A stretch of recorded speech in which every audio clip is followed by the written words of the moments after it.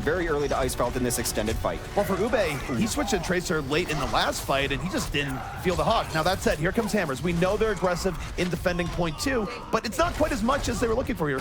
Super died pretty early on in that fight, wasn't getting the heals he needed. Jake followed him to his death, and now it's Spree getting all the cleanup necessary in the payload, and this is going to mean that LG will not get caught by the Hammers spawn trap.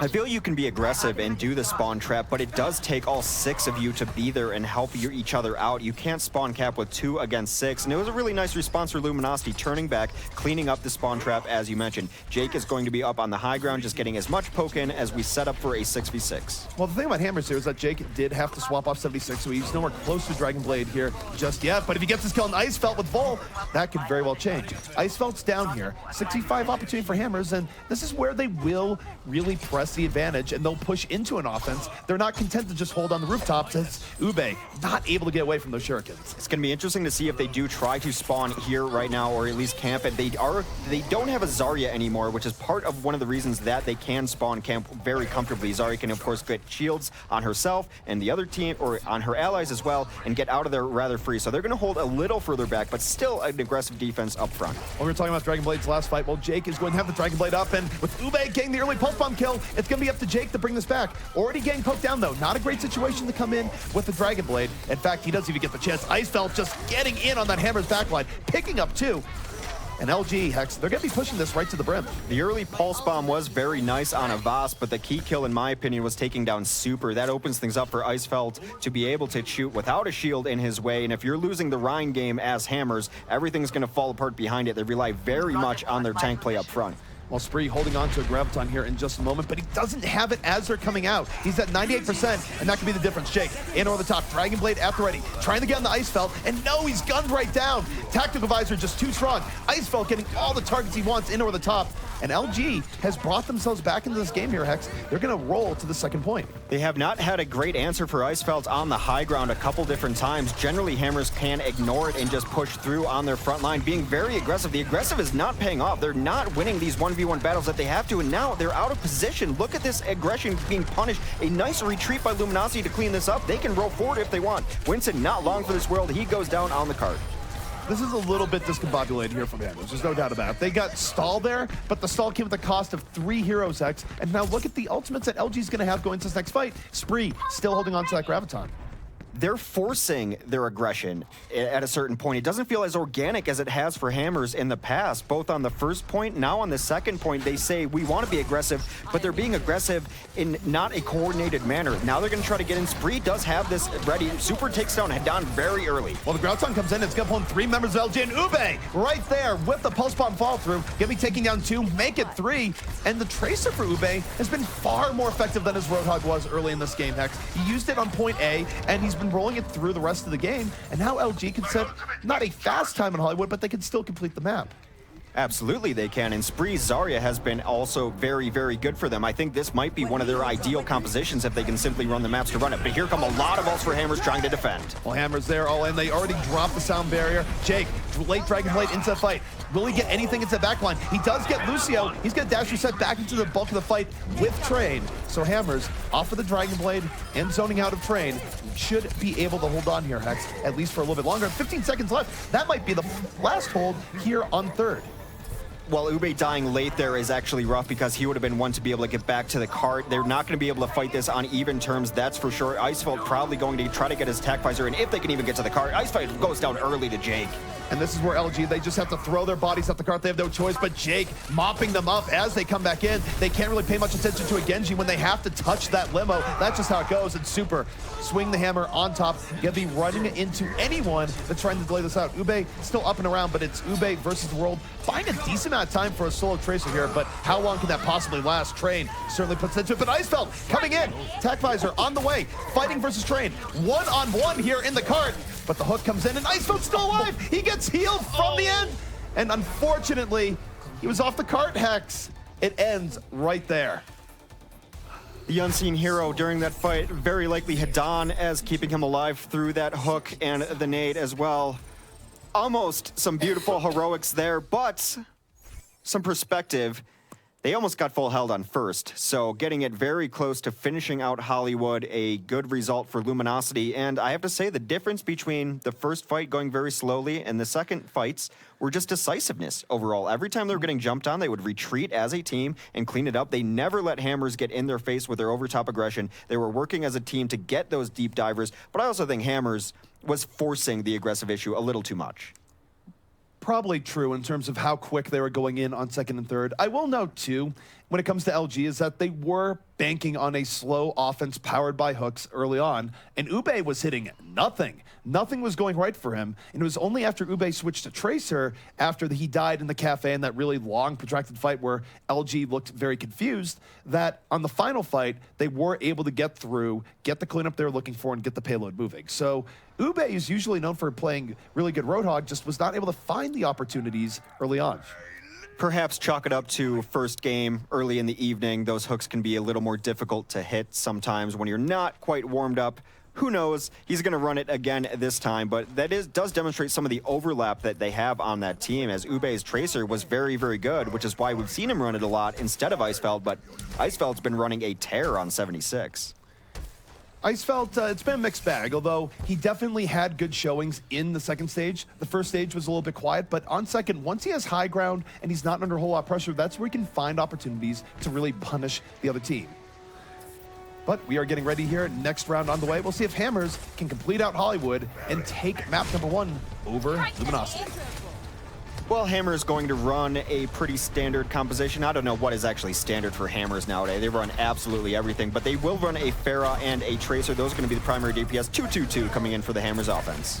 And for Hammers, a lot to be said here for Train and Jake. Train right now in on the ground, buying a lot of room here from Jake as Jake comes in over the top. If you're looking at Train, you're not looking at the Pharah doing all sorts of damage, but they are a little bit spread out as they come in, and Ube with the hook on the Jake, able to start putting this back in LG's favor despite Train looking for weakness in the back. That was the hook they needed, and as I mentioned in the pregame, they would be more than happy if Spree was not on that Zarya, unable to finish the kill onto them, and that put Train a little out of position, so he was unable to farm ult onto Ube, who was out of position, but Spree keeping himself very well alive. Icefeld takes down Jake early. He's going to get jumped on and dislodged, but that's a nice kill for them to start this defense. Icefeld able to take down the priority target there. With Jake dying that early, that really kneecaps this Hammers offense. They have to wait for him to come back in. You're not going to take first point in Hollywood with 4 under most circumstances, and the better part here for LG is that they're getting close to getting some defensive ultimates up as well, so things going to get worse for Hammers before they get better. Absolutely. They have not gotten the contribution for their DPS that they are used to getting, not getting these first pickoffs. Another hook is going to take Super out of position. Icefeld with the finisher. They have to just go right back to spawn now. LG's been showing a good degree of confidence here on these first points, whether you look at their Kings Row first or now what they're doing on Hollywood. They've bought a lot of time with very solid positioning, and Icefeld thus far has been sublime. It's been a tale of two halves for Ube for sure, as he is definitely hitting hooks now at a much higher rate. They are full force now, Hammers. Jake is going to go over top. He's got to deal with Icefeld, or at least maybe that's his goal.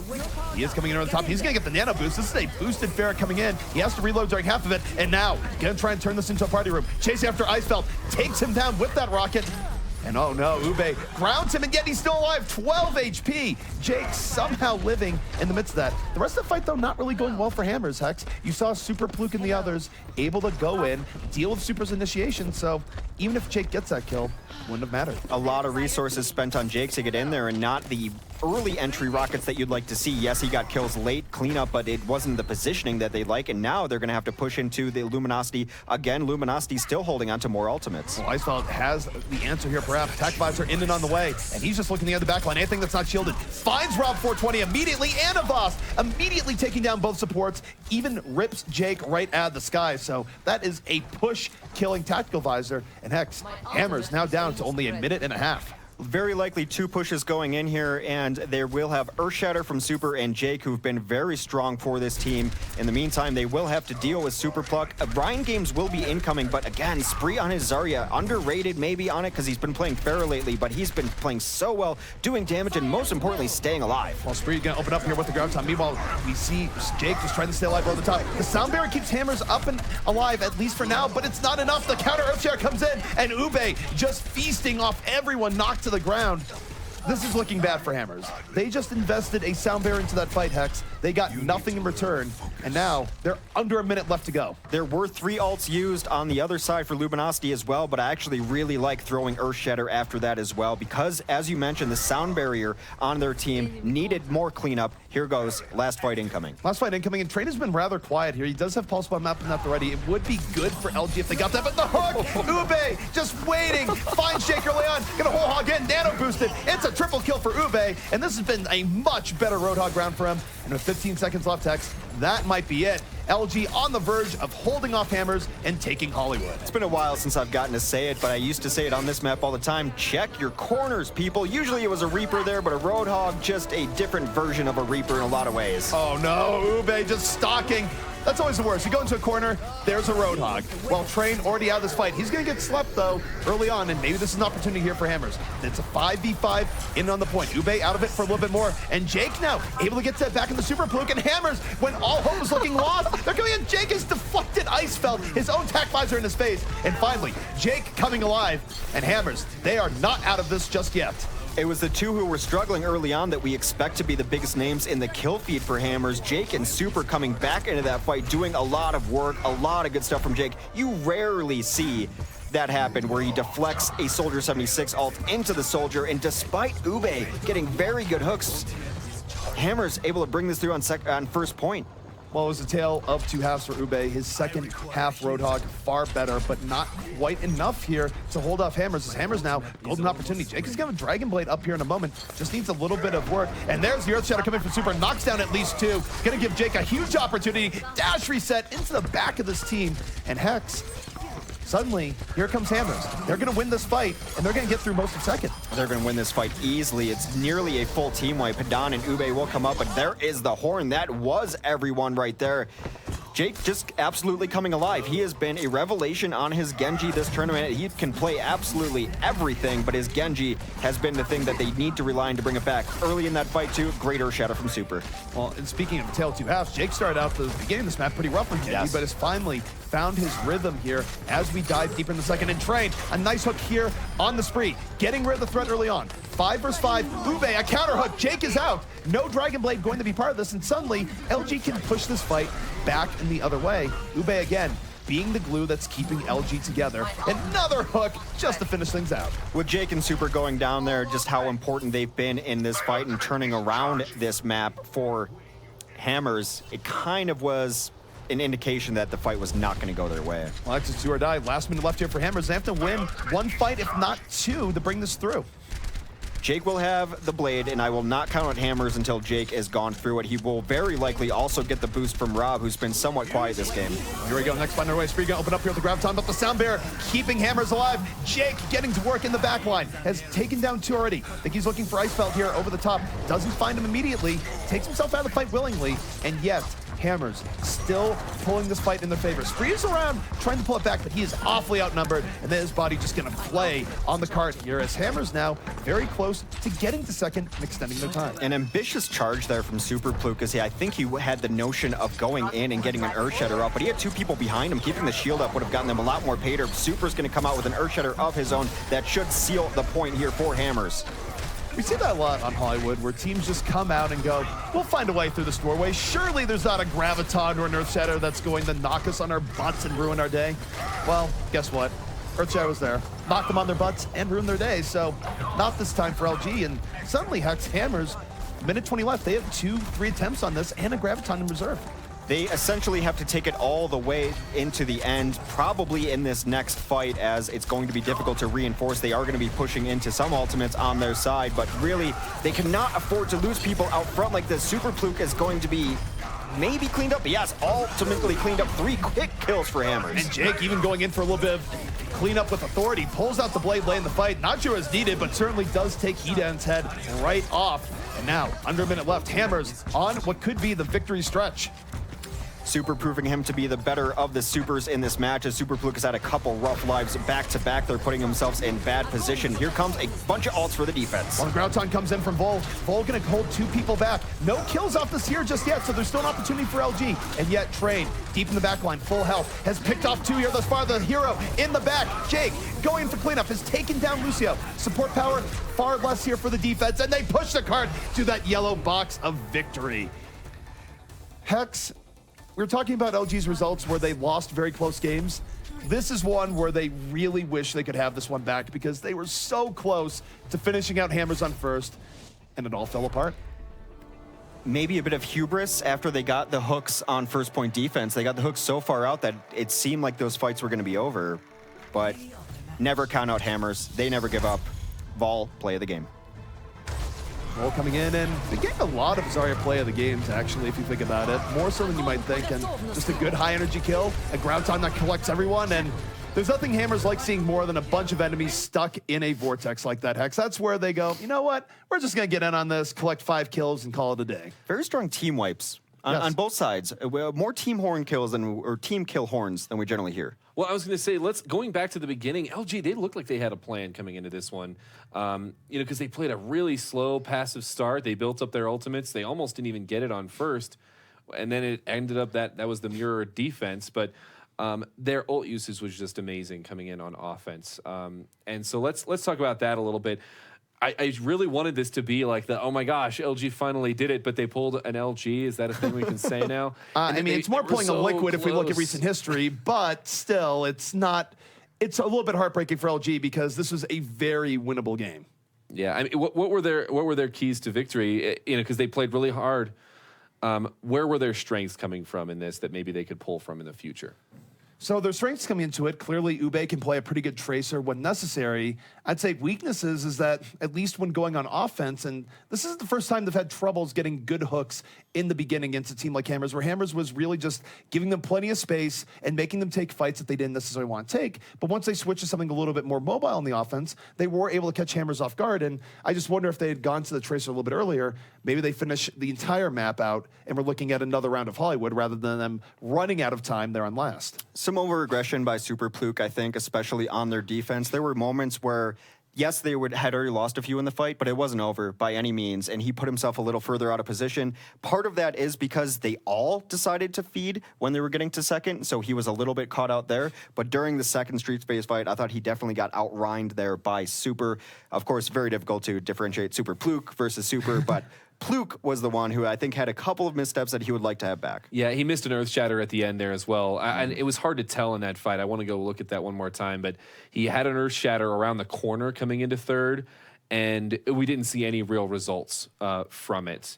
And so across on the other side, then, I think one thing that they did actually really well on attack was shutting down Jake. Jake did not have very many standout plays on defense, and even on first point offense when he was playing Pharah, they were shutting him down. They knew he was coming in, and then he switched to switched to Genji, and there it is. But what are your thoughts on that there, ZP? If there's a knock on Jake right now, and we saw a lot of this in the Overwatch monthly melee, particularly when Jake was up against Rogue, is that Jake sometimes gets caught out very early on and gets nothing done.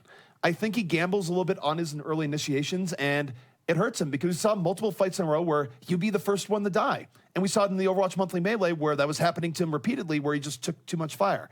Once he actually gets in, he does far better in regards to timing dash resets and creating chaos in the back line. But it's showing to us that he can be a very good Genji, but he has his flaws. He's not a Genji that will always get the job done. And perhaps teams are just playing around him a little bit better. Hard to say. I think some of that has to be that Ube was playing so much better on the Roadhog, too. There's something to be said about what it does to you mentally, positioning-wise, when you're getting hooked a couple different times, and when Ube showed himself capable of hitting those hooks, not only on Jake, but also on Train's Tracer. When you're running those flanking DPS, and for the most part, you've been out-dancing Roadhogs for the last month or so, and then a Roadhog shows that he's actually going to hit hooks, it can mess with where you want to actually position and takes them a little longer to get in the position they want to be in. Hashtag 2.0. It's a simple Roadhog hashtag. Ube for you all. 0.0. Uber, Right? yeah. Ube 0.0. And actually, that was something I was going to say. I actually also think that the fact that, I mean, Icefeld played a great soldier. We had some great plays from him. Ube had some decent hooks. He struggled a little bit getting his hooks online at the beginning, trying to take point number one. But I feel like that really enabled Spree to not feel like he had to carry. He could play his game. He played Zarya. And I just feel like that worked really well for them. One thing that is always worth noting here when looking at LG, because he is one of the very best Anas in the game, is that let's not forget Hedan's contributions during this game either, particularly when you think about LG's attack on last, where Icefelt actually almost was able to bring it back. And it was Hedan in the back with a very good bio-nade from downtown, plus follow-through. It's easy to forget about Anas when you're not seeing gigantic sleep darts, but his support was top-notch and did almost give LG a chance to finish things out at the end. Yeah, I'm sorry if I don't actually know if my mic was on during that, because I was like, oh god, no! It was just like a nail biter at the end, and I don't think it can be understated, both of their contributions. Well, that was map number 1, and I already feel like it's such an exciting matchup. The second map is going to be Temple of Anubis. So this was chosen by the losing team. So Luminosity did pick this one up. What are we expecting coming into Anubis? From Hammers, 4 DPS, very likely. That's what they've been running on Hanamura. So we'll see if that's how they want to start out, at least very first point here. We could also see Train coming in on the Widowmaker. He's been very much willing to run that, and Widowmaker on first for Anubis has proven to be a good option, whether it be in OCS games or you look at Apex or otherwise. Teams occasionally will mix that in, so that's always exciting to see the Widow game. Of course, Widow game, high risk, high reward. You can have that great pickoff early on, or you could be sitting there just going, why is nothing happening for moments at a time? Please switch, Widow. Please switch. It's generally what you'll be hearing if you don't get that going very early. But he's been having impactful plays. It would actually surprise me a little bit at this point if they don't at least try to run Train on Widow. I tend to agree. Although on Anubis, sometimes you can go with more flanking DPS options that come in from other sides. Teams are a little bit more open than mixing things up. Well, if you need a Tracer for this Hammers team, why not just put Super on Tracer? He's got that interesting pool of Reinhardt and Tracer being his 2 best heroes. So they have the versatility, as we mentioned in the pregame, to run anyone on it. That's how they can run 4 DPS and not really give much up on any hero. Ube and Super probably have the most unique hero pools of any other players of the tournament, just in regards to them crossing boundaries that usually are not crossed.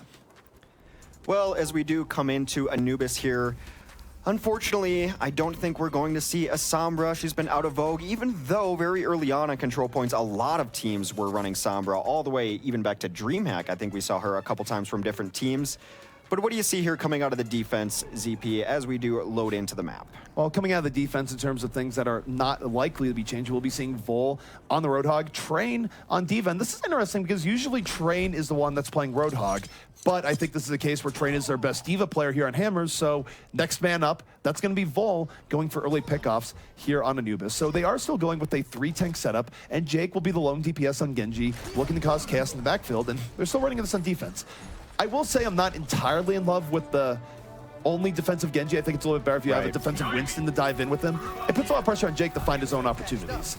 It's a little bit odd. You expect sometimes a hit scan in this position as a defensive DPS. So the question is going to be, how are they going to deal with this Pharah combination coming out? And Icefeld's going to be playing Widow as well. So a lot on Train and Jake's plate as far as just the heroes they need to neutralize. You got to think that Jake is going to be getting in the Icefeld's face sooner rather than later with Train. And Train, of course, first man in, but he's actually under heavy fire. He was going to get knocked out of the mech immediately. Was a little bit over aggro now. Big opportunity for Icefelt to come in, and he finds Train. Baby D.Va going down in style here. And Icefelt now, nothing to get in his face. Jake has bigger problems in the backline. This is going to give Icefelt plenty of uninterrupted shots, and we'll see if he can capitalize here, Hex. Every shot important if he can get that one pick off. Well, Train was supposed to be the answer to the combo and to the Widowmaker, so that was the problem he ran into. He was able to get Widow off the top of the combo, came in and did some work. Speaking of doing work, they take down Super. Icefeld does go down eventually to Jake. Spree is up and in here, though. Full HP, damage boosted rockets in over the top. Nothing that Volt can do there, just eating rocket after rocket.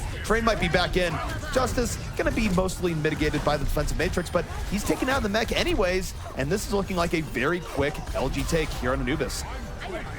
Train back in the fight, eats most of that barrage, but he was the only one in there. He's going to be the last to die, and I think it's simply too much on Train's plate to expect him to be able to deal with both Icefelt and the combination. They need to give him a little bit more help. Jake came in late to deal with Icefelt. Now there's going to be some switch-ups. We'll see if there's any switch-ups on this defense. Probably the best good push going in here for Luminosity. They're going to have res. The one thing I do like about this defense, and defensive Genji in particular, is that Dragon Blade can really kill pushes as the offense come in. And Jake, he's going to use that Dragon Blade right now. We'll see how effective it is. In the backline, finds Spree immediately, gets rid of that Pharah threat, dashes in the mineral. So even though it was only 2 kills, that might be enough. We do see Hedan come in with the Resurrection, so that will give a little bit of extra life here, but it's very difficult positioning-wise for the offense to turn this around, especially with how the defense positioned Ube. I think he knows what's going to happen. He just gets out. Post-Resurrection, they lost both supports. Very difficult to win a fight, especially on an assault last without either of your supports. So that's why you saw the immediate retreat there. More changes coming in as Spree is done with the Pharah. He will go over to the Zarya, which he was so effective on Hollywood.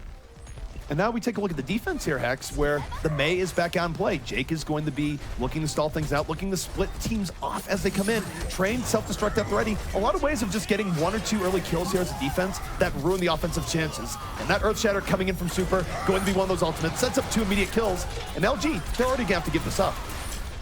Ube going down very early. Super and Jake will do the cleanup. Jake actually put himself in a really cute spot there as man. I think he's going to put himself up there again. A lot of it's to get eyes on the opposing team coming in. He's going to know if they're coming in on that angle, but it also keeps him out of the fight. He can get a lot of damage done, a wall off that they're not going to be able to deal with, and then maybe he'll charge up Blizzard. Blizzard is so good on this last point.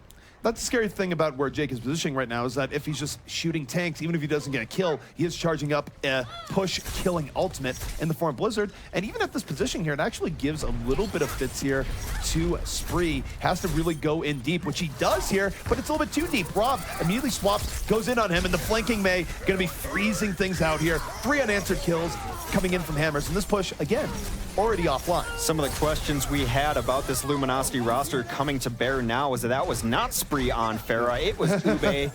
They flip around all over the place. I don't blame you for that call at all. I would expect it. Spree did stay on the Zarya. It would have been a tragic switch to come off Zarya at 80%. So we'll see if they can get a big bang combo going here. That could be a way to start this fight. Well, Ube's Pharah, arguably less impressive than Spree's overall. He felt very pressured to go in there. And now, speaking of ultimates charging quickly, Jake is going to have Blizzard up for the next fight. Super going to have Earth Shatter up. So a lot of ways that this fight can go very sour here from LG. They might invest the sound barrier into it, but they already lose Spree early on. Spree not even able to build up the rest of the Graviton. And this fight, really the best case scenario for LG, draining out a few more Hammers ults. That's painful. Icefeld trying to bring his team back onto it. He does have a carry-capable Tracer, of course, but that hook is going to end the push definitively. The nice thing for Luminosity is let's look at all those check marks. However, the other side, they've got a couple that could mitigate all of those check marks. Most notably, again, Mei's Blizzard, very, very good on Anubis last. If I'm LG and if I had full information on what the ultimates are, I don't feel good about this fight at all. And if anything, I would just want to charge in and get Blizzard off the table, because even if you come in with the sound barrier and everything else, the odds that you come out flawlessly versus Blizzard, not great. But they're going to move in. Sound barrier on the way. Ube to the back line, looking for the barrage in or the top. The Graviton sets up Icefeld for the big bang, and the Blizzard doesn't do as much as you might think. It does cost Ube the die, but this is still a winnable fight here from LG as they move in. It was a nice Graviton barrage setup with the Pulse Bomb to set this in. With 5-1 so far, this is the best opportunity they might get. Well, that is a counter Earthshatter coming out from Super as he tries to equalize this fight, but the kill feed's still all red, which is exactly what you need. It's got to stay that color for quite a while if they want to stay in it. Icefeld is putting on his carry pants. Another couple kills from him. And Icefeld just starting in the round, has a Pulse Bomb up here once more. Can use that on people as they come out. Ube in over the top, just rocking both Train and Rob out of the fight. Multi-threat here from the LG offense as they swarm over the point. And now Hammers is on the back foot. They have to hope to get a pickoff out of nowhere. I would be surprised if we didn't see a Tracer come in here pretty soon, probably coming in from Super, looking for that bit of a miracle, because we are 1 tick away. It is almost imperceptible. They just about have it here, Hex. LG just needs a little bit more, and they're going to cap this with a decent amount of time left. The kill feed, all red, and it's just Mei on here stalling. Well, Mei's very good at stalling. There is a sound barrier from the offense as they try to push in. It is a sliver away. That sliver is now closed as Luminosity able to finish out the map. And maybe this is where some of the frustration comes in with Luminosity. Because of what you see from Icefeld's Tracer, why is anyone else ever running Tracer for this team is the question. Sometimes you have Ube and the Tracer, and his Tracer hasn't been bad, but you're right, of the two, it does seem like Icefeld has the better Tracer. And I think at some point, it's just locking down roles and situations. It's one thing to have people swap up in very different situations and role loadouts, but there's times where LG will be running the same exact composition and then have different people in different roles. And that does take its toll over time. But for LG, they have to feel pretty good about that last attack. 2 minutes left on Anubis. Not only have they completed the map, which is hardly guaranteed, but they have enough of a buffer that pretty much guarantee that they will be able to get point A coming in if they don't horrifically mess up. The nice thing for Luminosity to see going forward is that they were able to flip that switch. They decided we're going all in on this fight, and most importantly, they got a lot of their grabs off and a lot of their damage done before that Blizzard came out, which is why it wasn't as super effective as generally it is. Which is one part LG, one part Jake. I think Jake was a little bit slow in throwing out the Blizzard there and getting on the point. I think actually that once you have Blizzard as Mei, you could probably make the argument that staying up top isn't as beneficial. You'd rather be near the point so you can just counter, be in good position to stall, be in good position to put out the Blizzard immediately. Who knows? Either way, Hammers have quite a bit on their plate here, Hex, as they try and bring back this map. Well, it's a map that's very difficult to complete, as are most Assault maps, just given how the spawn works, how clean those last fights have to be, and beyond how clean the first fight has to be, you can't afford to really lose anyone on those last pushes. You have to have that kill feed be red the entire time if you're on the offense right there. Well, when you are the red team anyway. So Icefeld is going to be on Soldier 76, which has been a great hero for him. They're going to run 3 tanks along with it, and their 2 standard healings. So right now, what do you think about these compositions against each other, ZP? Well, I'm willing to watch Train here as he looks for early pickoffs, because that's something we talked about before the game, and he's been pretty effective on it, even getting an early shot in the Icefeld there. If that was a headshot, Icefeld would be gone. So Train already making his presence felt early on here, even making the Winston and Spree feel a little bit uncomfortable. He's gonna have to worry about Winston getting in his face here, and Spree's certainly in the position to do that. He is looking directly at Train, and Train can buy himself about 6 seconds here before that leap is back up. We'll see if he gets a pickoff. Well, he's eyeing people up. Spree does go down, actually, so no threat now to Train as he to have high ground as long as he doesn't eat a helix from Icefeld. As Super takes down Ube. That is 2 quick kills against Luminosity Gaming. Icefeld able to take down Jake, though. The thing is that this Widow pressure has made Icefeld not get the best sight lines he's looking for. He has to respect it to a degree that he was not able to do that much damage early on, and that created an opportunity for Hammers to just rush in onto this point. Now Super Fluke coming in, a little bit of a counterplay here, nano boost on him, finds Vol with those hammers, and as a result, the Hammer squad going to get pushed back a bit.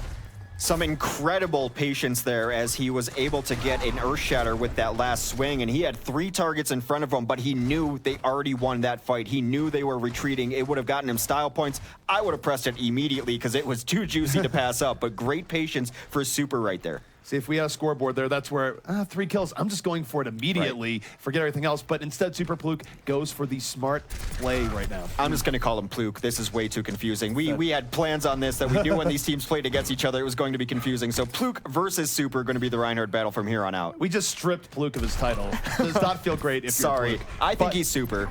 Either way, Icefeld has Tech Visor up and at the ready, and note how he's positioning here. He really just does not want to go in. Now, Train is known as Widowmaker, but here comes Icefeld. Tech Visor on the way, gonna get pushed out by the Zarya, but finds a way through the left, gets onto a Vost. 4 unanswered kills here by LG, and this push by Hammers is done.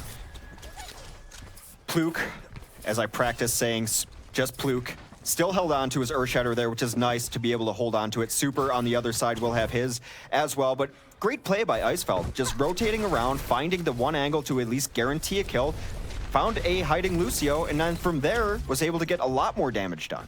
Well, a good thing for Icefeld now, too, is that he can be a little bit more aggressive in his position. He doesn't have to worry about the Widowmaker ruining his day from long range. Meanwhile, take a look at Jake. Jake split from his team, and no, he runs right in the Spree. Exit stage right to Jake. He's back with his team, and good positioning by Spree to force Jake back. Gets rid of the flank, and there's the Earth Shatter coming in from Pluke. Gonna be setting up Spree. They charge right in, and that Earth Shatter has killed this Hammer's push, and Hex, they only have 1 minute left. As I mentioned, that was a Shatter I would have burned a very long time ago, and a very decisive kill, very decisive team fight from Luminosity there. So that is when they're playing at their best, when it is decisive. Ube is going to have a Pulse Bomb, which could turn this fight before it even starts. Ube definitely had a good showing in Tracer back on Hollywood. He's going in. This is the best play for a Pulse Bomb. It's going to connect. 2 people down immediately. Beautiful execution movement by Ube to get that set up. And Jake going to be throwing this Dragon Blade to the wind here, most likely. Most of his team is dead, and if he gets 2 kills, it's not going to be enough. Now, 30 seconds left here from Hammers, and We'll see if they can do again what they did on Hollywood, come back out with one magnificent push. But what are the odds that it happens twice in a row here, Hex? We might see a little bit of old school here, though, giving the Reinhardt the boost as he goes in, just to make sure that he's able to get there and stay alive long enough to get the Earth Shatter. I think that is their best hope. Maybe Whole Hog comes in there too, but Pluke has had great Earth Shatters. He's got one up at 2. Well, Spree gets on the Jake immediately. Jake, that threat is down. 2 kills here early on. Rob for 20 is gone. The healing for Hammers now very low in a multi-tank setup. We'll see if there's a miracle, but with Icefeld coming in, uncontested from the back, tack visor at the ready. Hammers falling in style here on Temple of Anubis, and Hex, they don't even have to worry about second. They didn't even get first. LG striking right back. We have a series now. It's 1-1. Great for LG, and we talk a lot about Icefeld. It was a name floated probably the second month of closed beta where a lot of people were very excited to see him come to Overwatch. Of course, a history with other games. I want to say it was Quake enemy territory. I could be wrong, though, so don't Wikipedia that.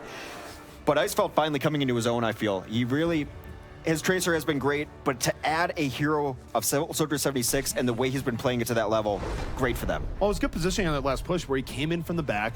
They couldn't really look for him because they had to get on the point, and then he just waited for the fight to develop, came up attack visor, finished it out. And Pluke, excellent tank play. It was definitely a better showing than what he had on Hollywood. Got the better of Super more often than not. Probably a little bit angry that Super took his title, at least from the casting point of view.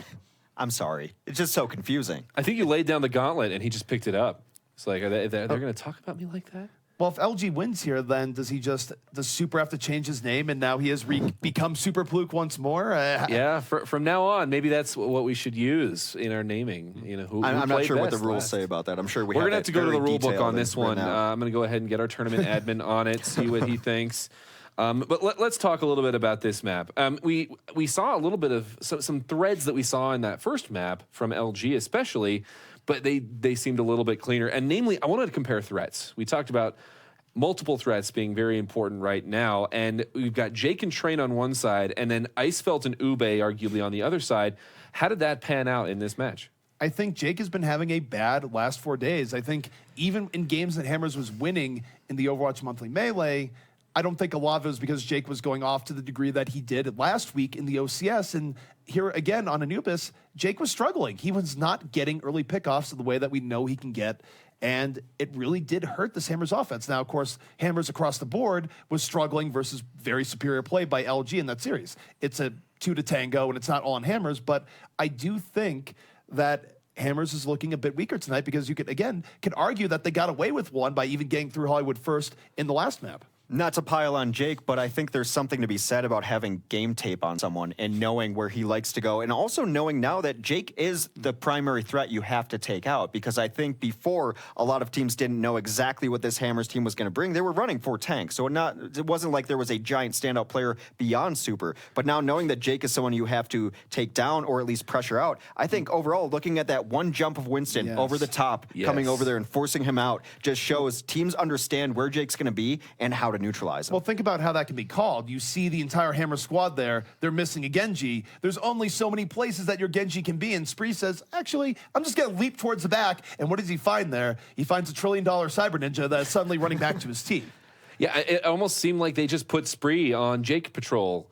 All right, he's on Genji. Let's let the rest of the team just delay out. And they did a great job of delaying on defense. Because on the other side, they had a Widow that wasn't finding anything. Interesting positioning by Soldier. It just seemed like they couldn't get that headshot. And Spree is just looking out for Jake, and that completely eliminates one of your sources of DPS. Well, I think it's worth knowing for Train that he actually came very close to taking out Icefeld. If you look at where his shot was placed, Icefeld could have gotten popped immediately by Train. So you live by the Widow, you die by the Widow. That was on a hair's edge where Icefeld could have dropped immediately, and that changes the entire complexion of that very first fight. So it is a bit of a gamble when you play Widow. And Train did keep Icefeld contained. It was actually that very first push from Widow where they came closest to taking first. So I'm not going to blame Train there for them not grabbing it early on. I actually think the Widow play was pretty good there, even though he didn't get the headshot right away. It was odd, though, because you mentioned a great point that they had Icefeld contains and the sightlines weren't going to be there, but then they started fighting right below Icefeld, right into his sightlines. They brought the fight to where he could be more impactful. Yeah. was an interesting position. You almost have to wait with Widow, because you're waiting for that pick. You don't have to overcommit until you get that first pick, potentially. Now, another argument can be said that, well, if you're diving in and creating havoc, that gives you the best opportunities to get those headshots, but it just wasn't happening. But talking about gauntlets being thrown down, Ube, I think we threw down a gauntlet with Tracer, talking about Ube.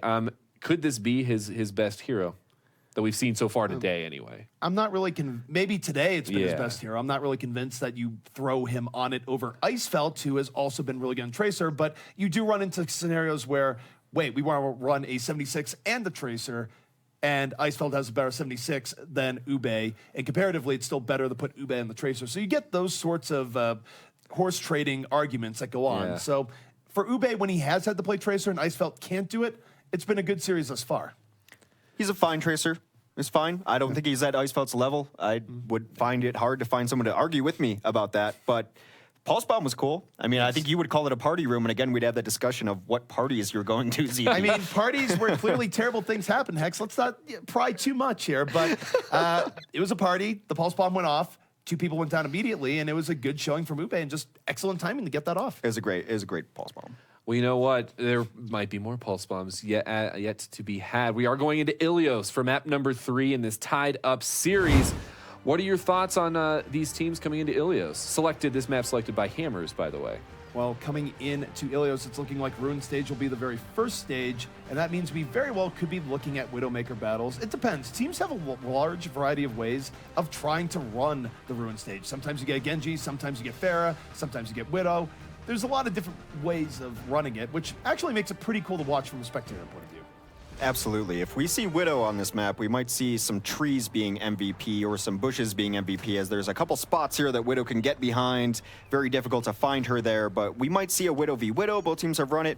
Really, nothing that either team comes out with would surprise me here, but we might see some early matchups. They really just have to lock in heroes before I'm comfortable saying anything about either of these squads because of their versatility and what they've run across the board on control maps. All right, well, taking a look here, it does look like Icefelt is considering coming out with the early Widowmaker here.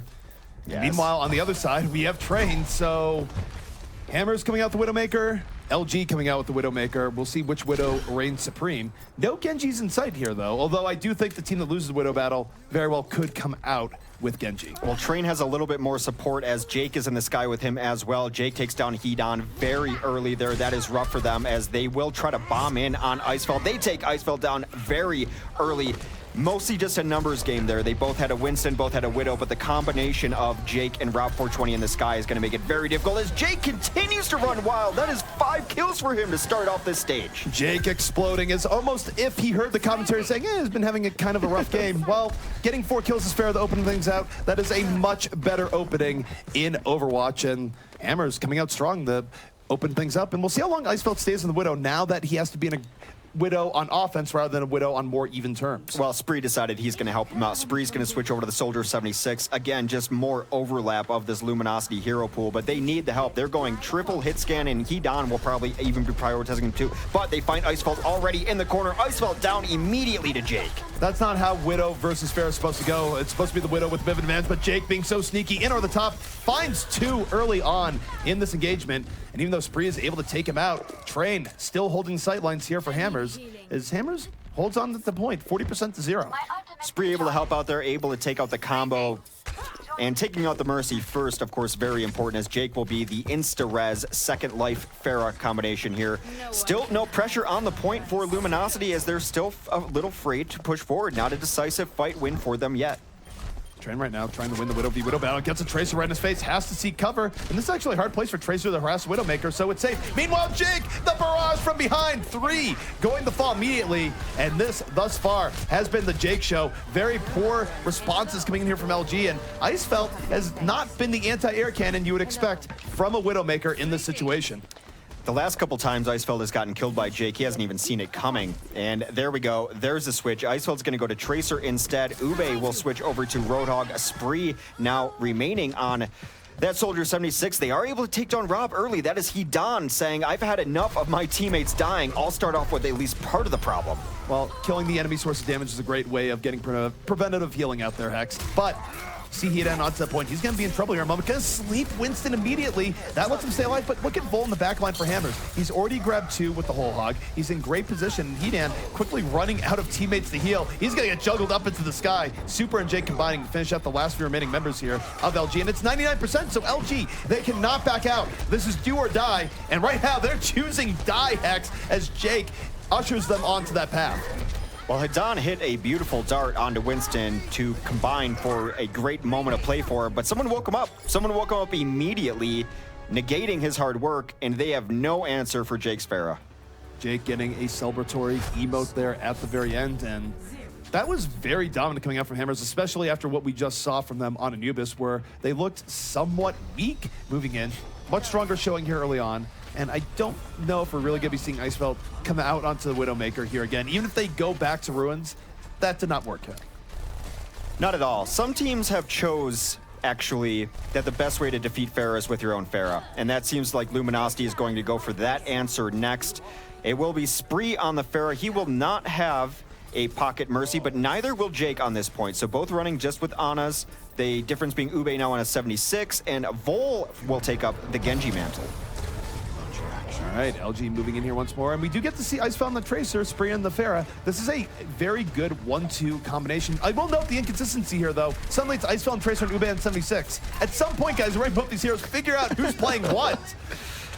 They all think they can play everything at the same level. Icefeld takes down Jake very early on his Tracer. That's Icefeld's Tracer in full effect, able to give Spree Reign of the Skies for free. He's going to drop a couple of nice rockets onto Genji. Genji so far not finished up. Super Fluke will find him on the ground as Vol goes down, and looks like a different Luminosity team right now, able to take Jake from the skies. They have free reign. Spree very contained here, but also controlling space with these rockets. Finds Lucio early on. Now we have Pharah v Pharah. Jake left without a whole lot of friends here. He's going to need to get out of there. Does take down Ube, but it's going to be Minor of all people finishing him off. So for LG, the swap up here has been effective. Spree certainly coming into vogue on this Pharah. We'll see if they can keep it up. 12% right now for the LG side.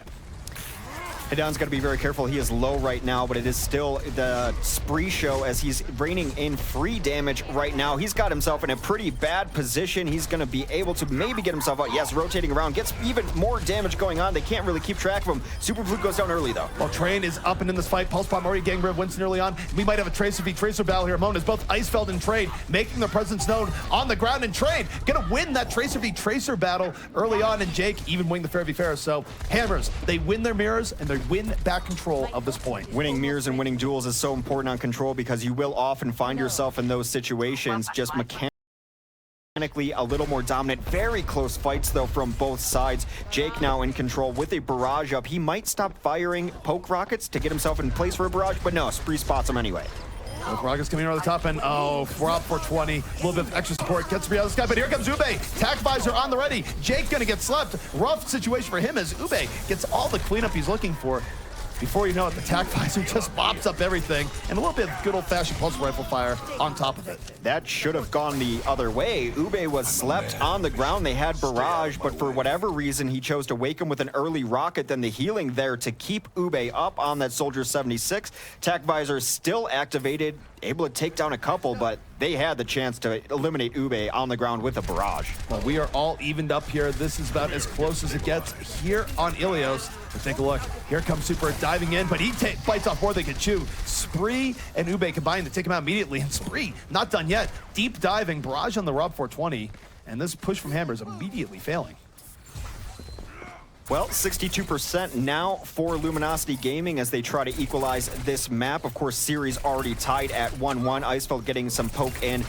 It has been individual battles, so Icefeld, is he able to take down Train early? I want to see what he can do with his Pulse Bomb. Pulse Bomb is up, but here comes Hammer. Soundbearer up and at the ready. This is going to let them get fully into the LG side here. Volt the Dragon Blade not getting much of anything done. Gets rope-a-doped around. Jake, though, in the air. Finds Hedan into the backline. 6v5 here from Hammer. So Soundbearer is gone, but has bought them good positioning over the side of LG, and LG just scrambling to bring it back, and they do! It's Ube finding two towards the very end. His 76 not being pressured effectively. Not even Train can deal with him in the end. And LG gonna be evening up Ilios here, 1-1. Good for Ube. He's had some questionable matches tonight, but this was not one of them. You could make the argument that he was the MVP of this stage. Also could conversely make the argument that Jake Just didn't kill him when he had the chance, but Ube running wild on that Soldier 76. It allows Icefeld to go back onto the Tracer too. So some of the questions we had about roster switch-ups here and there do work out for them in this case. It's not that when they swap up that the players are playing it badly. It's just it doesn't make a whole lot of sense to be running compositions that have 76 and Tracer and then swap up who's playing it based on the map. It's not great. At some point, you have to decide, if we're running as Tracer and 76 at the same time, X is playing this, Y is playing that, and not just the continual swapping of roles. I'm still not certain who's the best on what right now. I would say pretty confidently that Icefeld is the best Tracer on the team, but Ube 76 looked very good there.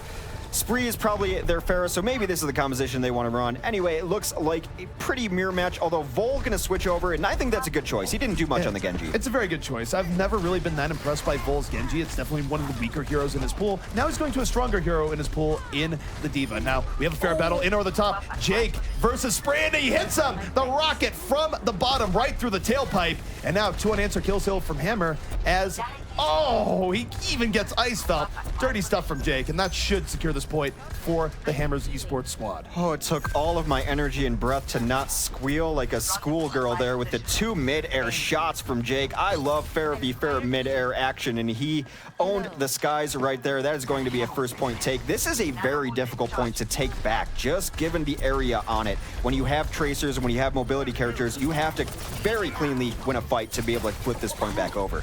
Indeed, and Icefeld on the Tracer looking for an opening. Instead, going to be getting Tesla cannon right in his face. Has to back out. The rest of LG not getting as much done during this time. Now we have Jake coming in on the top. Half HP, looking for a way to back in. Spree just gets full in his face. Immediately down. 6v5 situation here. Icefeld struggling to find anyone here under far too much pressure, but it's Train in the back that has a little bit more room.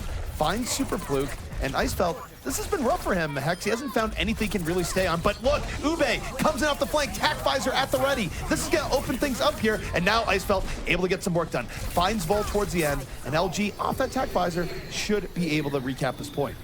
Icefeld really wanted to take down Super. It just wasn't happening for him. They're going to pressure out Rob here as they get some jump in. Ube goes down to Super earlier. Still haven't flipped this back over though, ZP. They weren't able to get rid of the last few people. That should have been a take, and it wasn't. Instead, here comes Hammers right back in. The barrage under the top takes down one, and a fight that LG really had the opportunity to retake.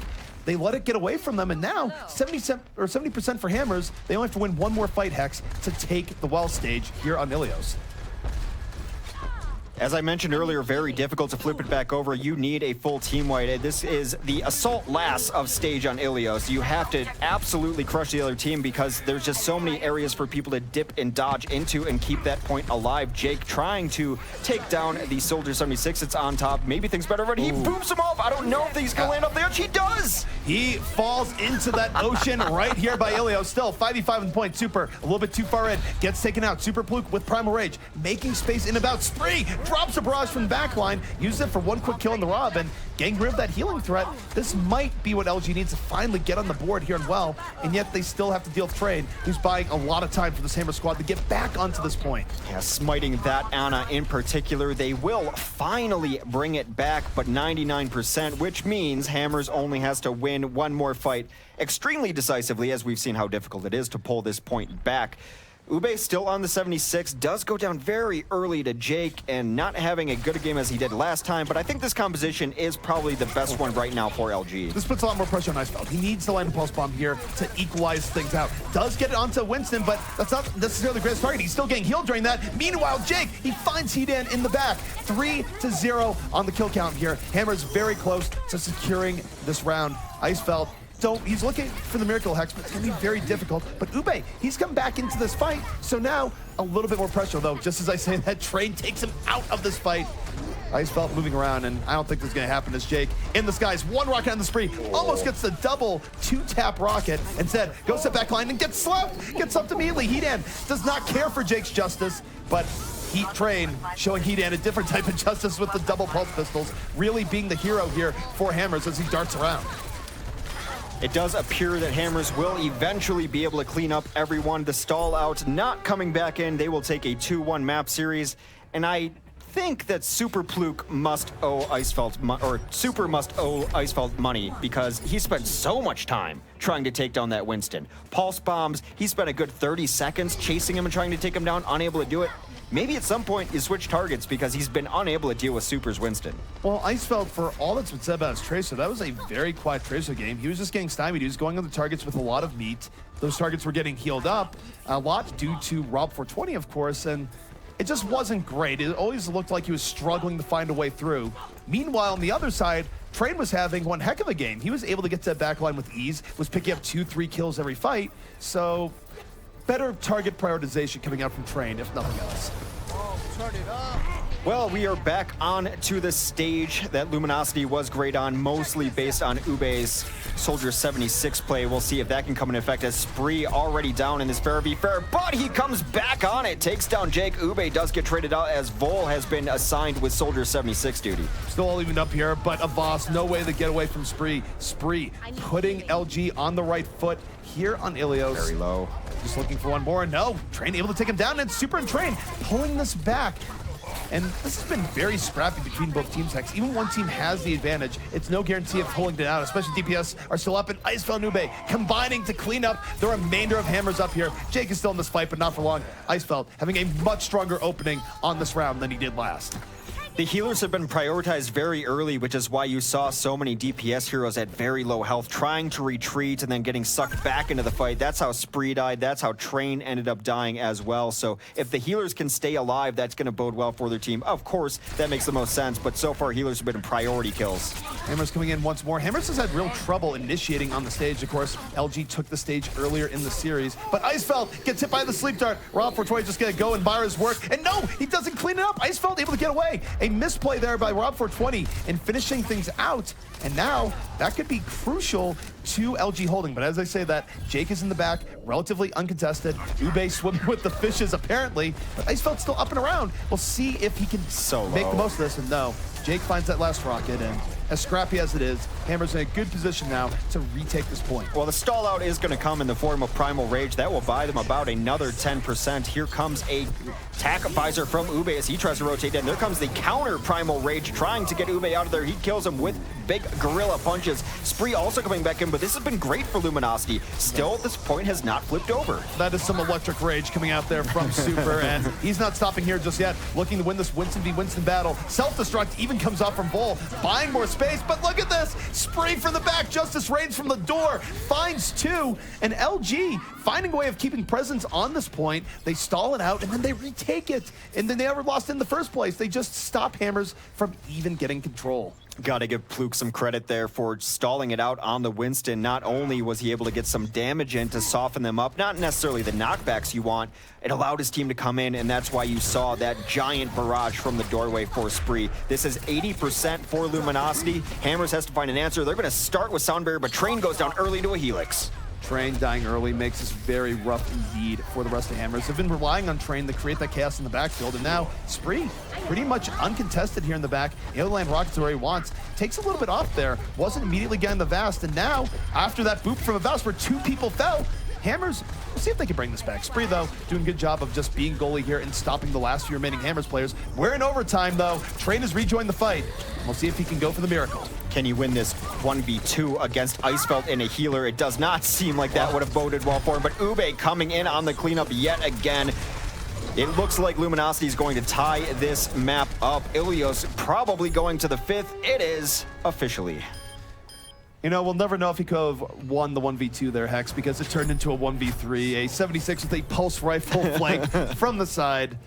Definitely tilt the odds a little bit more in LG's favor there. But 2-2 here. We'll see what the next map is. And looks like we're heading back to the ruins, Hex.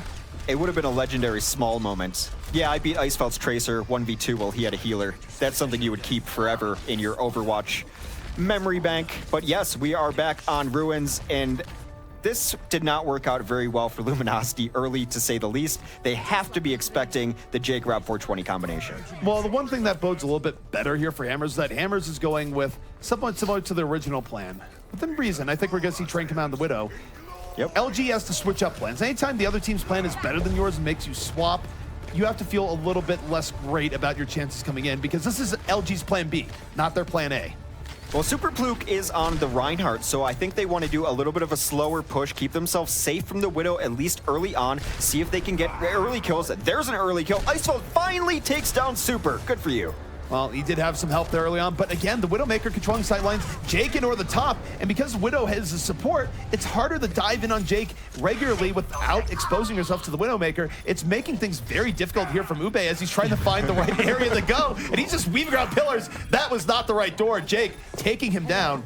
And I can't say enough about the support Train is giving to Jake here. It might not be immediately visible, but it's kind of hard to go in on Jake when any of the great angles are covered by Train's Widow. It is very difficult, and this is why Luminosity struggled earlier. Again, it seems their plan is to slow push out here behind their Reinhardt shield, maybe take a different angle. They're going to jump and at least put some pressure onto Jake, but he's still very safe, doing a lot of damage. Spree goes down early to Bull's Hook. Jake, uncontested right now, 200 health, just getting any rocket he wants, and this has been impressive. Finds Ube towards the very end. And they forced Ube on the Genji here too, just for the record, and this is definitely not one of their stronger plays in their book. 36% uncontested here. Hammer's in a very good spot for many a reason right now. It's such a good stage for Pharah, mostly because of the architecture. Look at these pillars. They do double down on trying to get rid of that Pharah, though, as Ube will come over to the McCree. McCree and 76 on the field for Luminosity Gaming. We'll see if that is the recipe to take down Jake's rain from the sky. Ube coming in right now, and you gotta try something. We haven't seen him as much on McCree, and Luke able to get onto Lucero, but Jake, the barrage in over the top, grabs Spree, but is immediately punished here by Hedan. Train though, the X Factor, no one is on him right now. Finds Hedan early on, gonna ruin the ability for Luke to get healed here. He gets knocked back, but look at this, the attack visor coming in, forces Train back, and Icefeld's just gonna roll right into him point blank. And finally, this might be enough for LG to get their first cap of the stage. Very nice play there from Pluke as he noticed his time on the point was not going to be long. The Widow was eyeing him up, so he just dropped the Earth Shredder. That was the go signal for the rest of his team to use their ultimates. Finally able to take control of this point. 80% though on the board for Hammers as they roll into this. They don't want to change anything. They know they just have to take it back. However, it's harder to reestablish with what they have than to hold with what they have.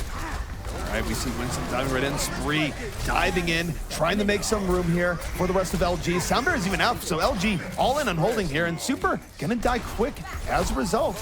Ube though, oh my goodness, the rocket in over the top from Jake. The supporting fire coming in from Train once more, and Hammers pulling this right back despite that early initiation. But there's the res from Rob 420. That's gonna get the rest of the Hammers up. We'll let them secure this point, and at 82%, LG only has one final attempt here. Greetings. It's been difficult for Luminosity on this stage. Too many threats, too many threats. When you have to jump in to deal with Jake, you're putting yourself into Train sightlines, and Train has not missed many shots this game at all, and this architecture makes it so difficult to even find Jake with hit scan. He does go down very early though from Icefeld 76. Icefeld, that was big early, but look at this, Bull in the backline picks down two. They weren't looking at Bull because they're trying to get onto Widow and Pharah. This opens up Bull, he gets a last moment take a breather, was almost about to die, gets the whole hog towards the very end. Does get taken out, but the damage might have been done here, Hex. Hammers is reinforcing as we speak. Jake slowly floating over. He's in blimp mode right now, Hex. Coming over with a payload of rockets. And doesn't even have to use it to end up securing this point. So Hammers, their dominance on the Ruin stage here, able to give them this map over LG. Now 2-1 in the overall series. Very fitting that the play of the match will be from Jake. Which one of the Ruin stage kills will this be? Getting boosted the entire time too. It always implores me to give credit to Rob. Although Rob was taken down a couple times, he kept the right mixture of boosting and healing, which is pivotal to that combination doing as much work as they did. Couldn't agree more. Well, taking a look at this one, there is a lot of stuff for Ilios. That was an action-packed best of 5 within a best of 5. But let's harken back to the first point. It's fitting that we ended on the same point. But looking at Hollywood and Anubis, they dealt with Jake. Luminosity, the way they found victory, I think, was dealing with Jake, shutting him down. And so this is another question that we've asked is, how do you deal with Pharah? Well, how do you deal with Jake on Pharah? Take it away there. Well, I think there's a clear distinction why he had success on Ruins and had way more problems going into things on the attack, is that I'm not sure Jake is as good as initiating on Pharah as he is in a more defensive sense when both teams are skirmishing, where he can come in from sneaky angles, catch people off guard with great rockets. I feel like he's more of a defensive Pharah right now in terms of where success is, more so than getting into your face with just the best initiation of all time. At least that's what it appeared like in terms of how he was playing on Ruins and where he had success on Ruins. Maybe they have a specific reason why, but when you've noticed he's running Pharah and you ran your own Pharah into him and got him off of that, that was clearly an answer. I don't know why they didn't at least try that once on the Ruin stage, because what they were trying wasn't working. They seemed to go back to the old tries of McCree and 76. I'm not saying it would have worked at all, but it clearly worked on one of the stages previously. Why not try it? The reason why I don't think that would have worked if they went for it is that Train was controlling everything with his Widowmaker. They had to concede the Widow advantage to Train, and that means that if you're trying to run Pharah v Pharah, suddenly you're worrying about the Pharah and the Widowmaker at the same time, and that's double trouble, and I think that's why we didn't see Spree try and run the Pharah there. But when you're struggling that much with a composition, just mirror it and see if you can run it better. They had no answer at all. Nothing they were doing was even close to working. Icefeld can run a Widow. They have players who could run that composition, is what I'm saying, and maybe that would have worked. I guess it's all easy to say in retrospect. Yes, and that's the hard thing as well. We will never know. We might never know. Yeah. Excuse me. Yeah, they did throw some stuff at it. It was Widow in the first round. That didn't work out. Right. So they brought out Soldier, and then they brought out McCree. And here's the problem. If you're focusing so many of your resources on shutting down one of the threats, and then you have a Widow on the opposing team that's still a major threat, now basically left to their own devices. And even Vol at the end there provided a third threat in one of the final fights there on Roadhog. These are things that if you're not focusing on them, they can easily overpower you. If you think back to the annals of Overwatch history, back when Widowmaker was played on far more maps and far more consistently throughout the map, we always saw the trend where the team that could run the Widow and have effect with it and force the other team off of their dreams of running Widow had a huge edge. Because then you're really just playing in more of a guerrilla-style tactics where you have to always worry, no matter how you go in, where's the Widowmaker? How do we deal with it? You oftentimes have to throw a tank getting in her face. And clearly Widowmaker is less powerful than she was back in that era, but we did see sort of tones of that in Ruins where Train gave them just an enormous advantage. Controlling all aspects of the battlefield is what Widow does, and we see it a lot on King's Row First, even as one of my favorite maps to talk about Widow on, of she forces you to fight in a certain area. The problem is, even on Ruins, when you fight in that certain area, here's Jake above you. They controlled every axis of that fight. They control the geography of that battlefield so completely that I don't know if there was going to be a perfect answer, which is why I would say maybe run the mirror and hope. Yeah. Right, because at least then you're trying to do the same thing that they're doing, and maybe you can just do it better. And that's been something we've been watching a lot, is this Pharah v Pharah battle. We saw a few Tracer v Tracer battles today, and one Pharah v Pharah, I think on Well. That was the only time we've seen it today. But I do want to bring up another aspect of this cast that you brought up a couple times, and that is the hero selection from Ube, and as he rolls his eyes on the end there. But my question is, hey, if these roster swaps are working, like, can you question it? And I guess maybe it didn't work there. But The answer is yes. You can absolutely question this, because at some point when you think about just basic team building and all the rest, it's fine if they have players that have different pools. That's totally reasonable. What's very questionable is when you're running the same heroes in different compositions, different players are playing them based on the composition. It can work. And clearly, Ube and Icefeld have a high degree of competence on both Tracer and 76, but it is a little bit just mind-melting that you haven't decided, when we're running both heroes, one player's going to be running this, one player's going to be running that. It reminds me of some of the issues that C9 had and still has to some degree, where you have Surefour and Mendo just playing hero roulette depending on what the map is. It's not healthy compared to other teams that have had more success, that have much more solidified rosters in regards to who's playing what. I think some of the map things, maybe we don't know just exactly what they feel on it, though. So I agree with you, I tend to, but I also am still just baffled by it. I'm not certain, because sometimes I see it work very well, and sometimes it's very clearly the problem with that team. Sometimes it's like, well, maybe it's okay, maybe it's map specific, but they're a team that hero crossover is still very confusing to me. I would have to have long conversations with them and get their explanation. I was trying to figure it out. You know, I'm like, well, yeah, is it map specific? Is it how they're feeling? Because if that's the case, it's like from point to point, they're feeling different here. Well, it's clearly player preference to some extent, right? Like, you could get the idea that Icefeld feels more comfortable on approaches on control with his Tracer than he does on payload, but at some point, you gotta grind that out and have some degree of stabilization there. The next map, by the way, to move us along is Dorado, and we're going into map number 4. This one selected by Luminosity. I want to talk a little bit more about the map selection after this one, though, because we are going in. Take it away, gents. Well, here we are on Dorado, certainly a little bit less sunny than Hollywood, but rather rustic nonetheless. This is, of course, in our 4th map here in the series. It is pure escort. The payload is out there to begin with, but Hex, we see a lot of different variations in how teams like to defend this nowadays. Some teams get in your face, and other teams go more traditional in the courtyard. Hammers is a team to lock down, hard to lock down what they want to run on the defense, but they've run a little more tanky on this defense, not necessarily running the dive composition defense as other teams, but it looks like for the moment they want to run Jake on the defensive Genji, which has been hit or miss to say the least tonight. A defensive Pharah here would be something very interesting. Jake usually the last one to switch off. What I will say though is Luminosity, I believe the reason they chose this map is that their dive composition offense has worked very well. There's no doubt about it. Their dives have been great. In particular on this map, we've seen Spree have some of his most precision fair play of all time. Now, based on what we've noted on Hammers with how Jake has a strength set in fair play, I really like that they're coming out the defensive fair. I think this is far more in Jake's game. We'll see if he can deal with Spree, though, in any time where they do have that one-on-one mirror. He's at his best place tonight on the Pharah, so definitely a comfort pick. You don't see a ton of defensive Pharah on this map, but it's a pretty decent answer to the Pharah that they know Luminosity's going to run the offense. Well, the one thing here is that Spree's wasting his time firing at Jake instead of going for that setup offensive play. So, in a sense, Jake is already buying Hammers some very significant space here. Jake is checking that flank on the left-hand side. Actually, Jake very far over on that flank, which gives Spree the room to move in. They're all bunched up in this room right now. Have to be a little bit careful. No deaths so far, though, but that is Icefeld getting charged. Super pays his life for it, though. Always rough as a Tracer when you get caught by a Reinhardt charge, of all things. 5v5 here on the point. Super, of course, as mentioned, already down.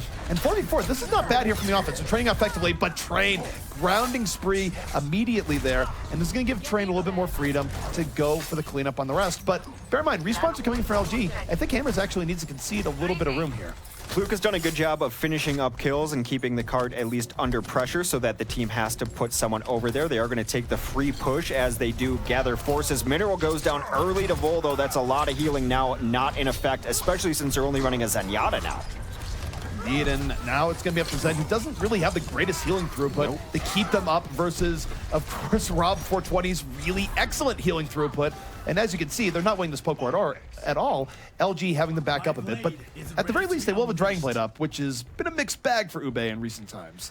As we mentioned, Hidan is not running the Ana instead on the Zenyatta. That can be pretty nice to push into. However, you have to worry about Rob 420's Bio Grenade completely shutting down your Transcendence. Well, Ube right now is setting up for this flanking Dragon Blade, and this is hit or miss here for LG. If it works out, it very well will get them the fight, but Ube, we'll see if he can get the execution down. Dragon Blade comes down the back, going in on Rob, doesn't get slugged, gets nearly killed with the aid of Spree. It's a double Genji Pharah dive, and it's 5v5 right now. Ube, though, doesn't get as what you want, but it's a good distraction for Spree. Spree over the top, gets the barrage, and that is going to seal this fight. That team kill horn is done, and I don't think Hammers is going to be able to get back to this point.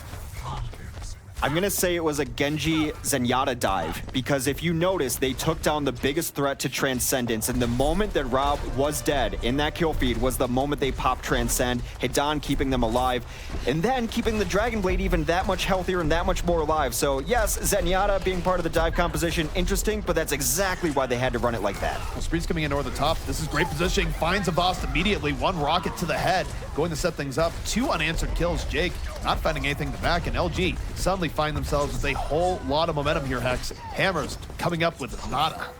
Reminds me of Hollywood, where they're forcing this very aggressive defense, and it's simply not working out the way it has been previously. It's been a great retreat from Luminosity to come back on these moments where Hammers is diving as deep as they are and cleaning them up one by one. The very aggressive Hammers defense only works if everyone is there and everyone is doing it, and so far they haven't had the numbers to make it work. Well, even right here, Jake is in a lot of trouble. Icefeld catching him off guard, gonna be forcing him back, and still in hot pursuit. He draws some healing here from Rob 420, but here comes the rest of Hammers, engaging without Jake, onto the point. The Graviton coming out, pulling in 2, and Super right there with a bit of follow through.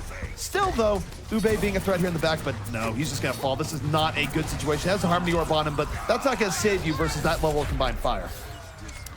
Genji Blades can't deflect Zarya beams. That's true enough, and he goes down to it. Well, Vol perhaps a little bit far out. Icefeld coming right back in. LG keeping up the pressure, engaging back in with this Transcendence, and it's letting Icefeld do whatever he wants to the back line. They pick up 3, and LG, their momentum continuing forward. Hammers with one last chance to defend second. We've mentioned several times the Luminosity draws out fights, this time working out in their favor as they kept that fight going for very long. Despite losing a few people here and there, they know when they can still commit. A beautiful rocket is going to eliminate Train on the high ground. And he's looking for the barrage in over the top. They roll right into it. It is coming in from above. They did not get that weather report. That's rockets with a chance of more rockets, Hex, as LG going to take this in full, getting to this point. And this has been momentum that Hammers has not been able to deal with. I hate when I tune into the Weather Channel and that's the report. It's just rockets all day. No umbrella is going to save you from that as they deep dive here, push them all the way back to spawn with a couple of late kills. Icefeld has done everything he's wanted this game, been pushing very far forward. Some really nice ground taken, and so far, Hammers has not had a great answer. No, Hammers has been on the back foot this entire time. After they got cracked on first, their second point defense just did not work. LG's been holding all the cards. The one time they did get a few kills, they were just too far out and immediately punished. And now for LG, we'll see if they can push this in right now. Hammers, though, they do have tools to bring this back. Jake, Nano Blade at the ready, dying to that backline. Gonna be stymied a bit here by the sound barrier, gets absolutely nothing out of this Dragon Blade. Meanwhile, Icefeld and Pluke far more successful on the other end. Hedan goes down, avenged by Mineral. This card is still moving.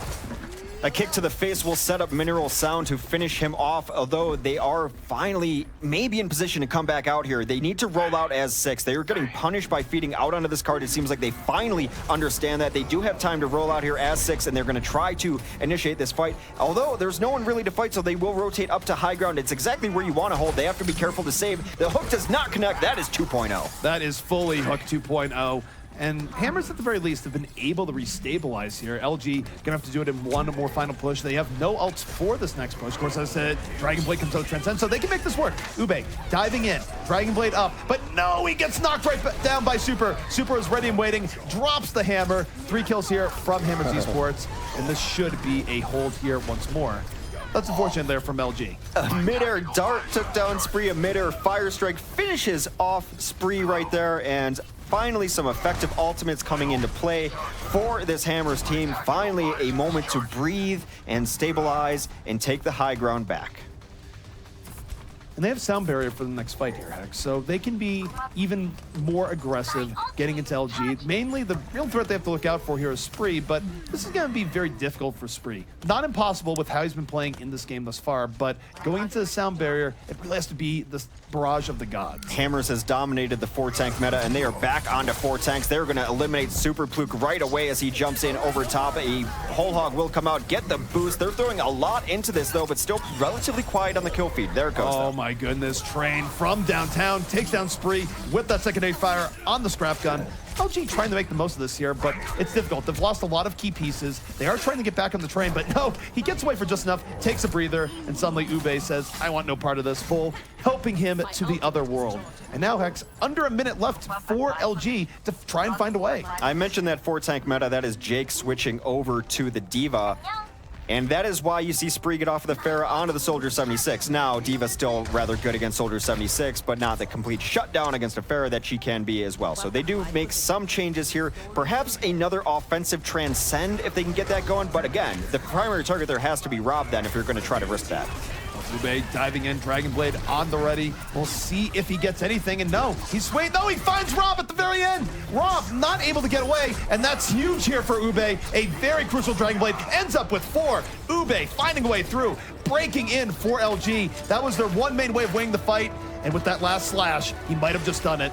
Cart rolling in towards the end. See a Voss trying to stall. He does get there in time, but is immediately thrown right off. This is the last moment attempt stuff here from Hammers. The Graviton is in. Is it going to be enough? Train and Vol trying to pull this back, but it's Spree getting the cleanup here from LG on the high ground. Finishing Tac Visor coming out, laying in all sorts of damage to Train, and that is going to let LG finish it out with no time left remaining, Hex. Ube showing he can play good Genji. Those were the giant moments, perhaps lacking from some of his previous gameplay, but that was an enormous Dragon Blade. And yet again, you see the moment he's able to take down Ana on the other side, they pop the Transcend. They work so well together then because on the tail end of his Dragon Blade, he's getting that Transcendence healing as well, which allows him to get that third and fourth kill. And really, if he doesn't get robbed 420 there, if he had just 1 second left on Dragon Blade, that could have been a very different fight. Yeah. And in the beginning, it was looking like, all right, this Dragon Blade hasn't done enough, but he just finally finds Rob in the chaos, gets the dash resets. And that's the thing about Genji is that if you do get that first kill to open things up, then you get a dash reset, puts you in better position, maybe get another kill, another dash reset. Ube was able to turn that 1 kill on Ana into a 4K, and it just turned into a snowball that could no longer be defended by the Hammers team. Well, it's the Transcendence Dragon Blade combo that we haven't seen in a long time, largely because the Bio Grenade completely shuts down the healing potential of Transcendence. But if you can eliminate that Bio Grenade threat, you can see what a great combination those can be together. Defensively, it does look like Luminosity Gaming wants to run a Symmetra. First time we've seen Symmetra this evening. Symmetra, I feel like, is starting to come out a little bit less from the teams involved in high-end Overwatch competition, in part because of the craziness that we've seen from teams like, say, Rogue, where they come in very fast from multiple angles, and it's hard for Symmetra to immediately deal with that. But we take a look at LG here. They are going to run the Symmetra gamble, where if it works out, then you have the shield gen, or more commonly the teleporter, that really helps you solidify your defense. So for Hammers, this does apply more pressure to them in being successful on this first attack. I want to see how much damage they take early on from these. It seems like they were prepared for it. Only 2% given Mineral there. Not every team does that. It can be vary as wildly as 0% up to 50%, but they were ready for the Symmetra for sure. They were certainly ready for it. Now, you take a look at this offense here from Hammers. Again, Jake not going to be getting the biggest amount of help here on his Genji. He's basically the Lone Ranger here as he goes to the backline, has to build things on his own. The rest of Hammers staying firm as 3 tank, rolling up the front. So Jake is in a difficult position here as he tries to make this Genji work. Well, Symmetra can work very well against 3 and 4 tank because it often gives you the time to build up and the giant targets to hit with orbs and build up. But still, Mineral only at 55%. Symmetra, a big deal. You have to win this first fight if you don't want to be effective. Well, it's absolutely a case where they have to win the first fight. Mineral will get teleporter up if not, but Pluke is already down. Jake, finding his way to that backline, has taken down the threat in Spree, so 5v4 situation here for Hammers as nothing super swift, but consistent pressure on the front line. Heatan's gonna bite it, and suddenly things looking very bad here for LG. It's looking like this early Symmetra gamble not gonna pay off. Not at all. Vol very charged up too. This triple tank composition and pushing through has worked very well for them. And Mineral, he swaps off the Symmetra immediately onto Lucio. And now this is where LG is going to have to deal with the consequences of that Symmetra decision. They have to swap up heroes. This is going to ruin their ultimate situation. Mineral nowhere close to Sound Barrier because he just swapped. Meanwhile, Hammers with many options to crack the second point. Well, we've got some sneaky escapades going on here as they simply wait. We saw some stuff in the OMM, which was quite hilarious involving these ledges, but teams now understanding that, trying to just set up on the high ground here, and they catch him off guard. Well, Train comes in, gets nano boost now. He's gonna bust out the whole hog, the scrap gun, going crazy here to the backline, but no, he eats so much damage from being juggled, even with the nano boost, he almost falls. Icefell gets room to go for the tack visor, picks down 2. The fight, though, still very back and forth, with Train not dying. I think Hammer's in a good position to pull this back. Well, absolutely they are. I think Luminosity was completely caught off guard. They should have known something was up when they didn't see all 6 on the cart. These tank compositions generally want to roll together, but the only 3 on the cart got completely flanked by the Roadhog and Genji coming up over top, and now they're going to have a Jake up front on Genji to be able to apply some nice pressure. Jake moving in, Dragon Blade ready for him in this next fight. Volt can set him up pretty well with the Graviton Surge, so this is going to be a difficult fight for LG. They have a Graviton of their own, and maybe Hammers will be too deathballed here to avoid it. We'll see, and oh my goodness, off the top rope, out of nowhere, Pluke running in, takes down 2 with the Earth Shatter, and sets up Ube for the rest. That was brutal. Suddenly, Flying Reinhardt in your face.